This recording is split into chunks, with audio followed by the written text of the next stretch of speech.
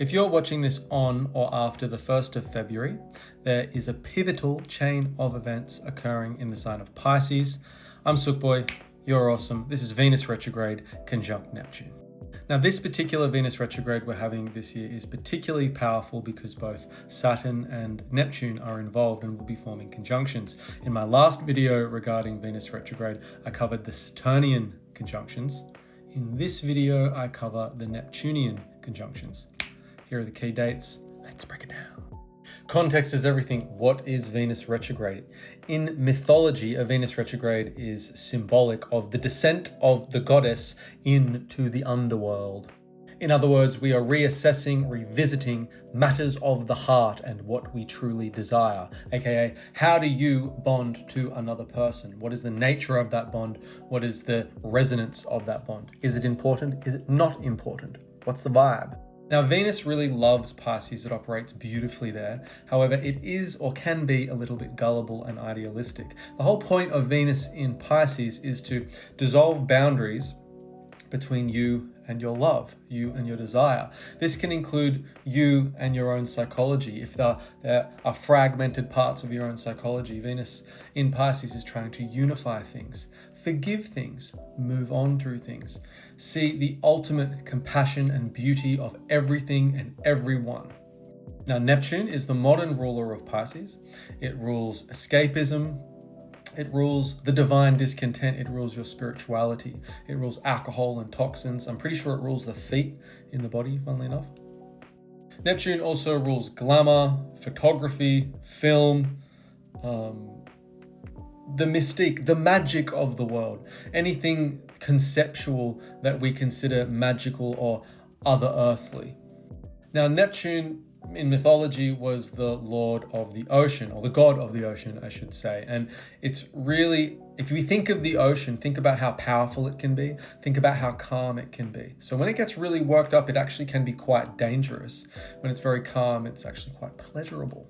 Now, before I jump into particular dates and dynamics of this retrograde and Venus conjunct Neptune, it's important to understand that Venus and Neptune in this position are deeply idealistic. They're trying to look at the best possible option and almost worshipping that best possible option, which means sometimes when you have heavy Piscean placements, you are very idealistic and you can wear rose-colored glasses and not see the red flags, especially in things like relationships or your own spirituality, for example, or anything where we see Neptune kind of in your chart. It can often signify some confusion in that area. Now, the first Neptune-Venus conjunction we get is on February 1st. Now, the significance of this conjunction will occur probably 10 days before and 10 days after, and it really is all about romance, idealism, and creativity. This is a very remarkably creative conjunction. Now, on top of being able to generally channel some pretty interesting creations, not just art, but anything we create, interesting way to communicate, poetry, language, the way you put things, generally a creationalist period of time. This period is really beneficial to reflect on your own relationships, the relationship you have with your own psychology, your own desires, and your one-to-one relationships. After all, Venus rules Libra, and that's all about the self versus the other and the dynamics of a relationship we have. Now, again, the second conjunction will actually occur on March 27th. And this could be a time where we have to revisit those exact themes. Maybe we start creating something on the first conjunction and we finish creating that thing on the second conjunction. This can be said for your romantic engagements. And I really do need to emphasize, this isn't clear. This is very abstract and conceptual. Venus and Neptune in this situation can be quite confusing. You may not know how you actually feel during these two periods of time. Now, quickly, while I've got you, let's do some quick positives and negatives about what this conjunction actually means, how it might turn up for you. Now, context is everything. Saturn is also involved in this conjunction, so we have to consider this at the same time. This is a brilliant period to bring your dreams, abstract conceptual dreams, into tangible, concrete, situational reality. allow your visions to become grounded in reality in this time. You will apply diligence and discipline, the energetic of Saturn, plus the wild creativity and endless romantic approach of Venus and Neptune. Now, funnily enough, these conjunctions are very potent because they're happening at 29 degrees, the critical degree of Pisces, and 0 degrees of Aries. Now, these are very interesting degrees for this to happen on because 29 degrees Pisces is literally the end of the zodiac, and the fresh start, the ultimate fresh start, is 0 degrees of Aries. And because it's around this kind of cusp, let's say, things become very interesting. So there could be some wild new beginnings, new relationships, new creative projects, things of that nature. Now, around this time, we could get some collective idealism, the rise of the guru, for example, the rise of the cult. And that could be something that you become quite attracted to in this time. Finally, Aries does signify or is symbolic of leadership. And again, I do see opportunities where we will want to be led, or you in fact might embody that leadership archetype in your situational reality or your environment. Now, we could see some radical changes to the old guard of tradition. Now, Saturn constructs and builds, and Neptune dissolves.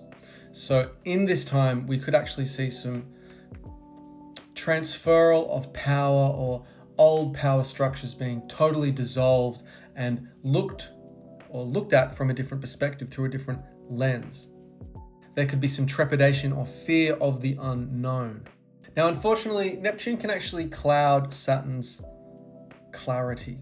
And so again, we might actually get very confused who indeed is in power at this time. Who has the authority? This can become very confusing, very hazy while we experience these conjunctions.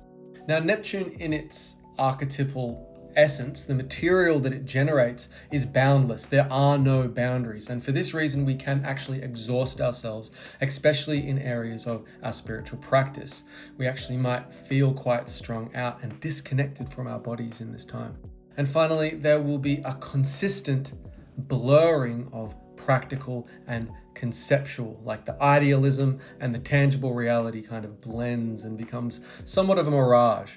Now, I don't want to blow this out of the water, no pun intended, but this could be an awakening or a spiritual climax for many of you. If you have done that work, this could actually be the perfect time to harness some kind of powerful moment to connect with your spiritual self.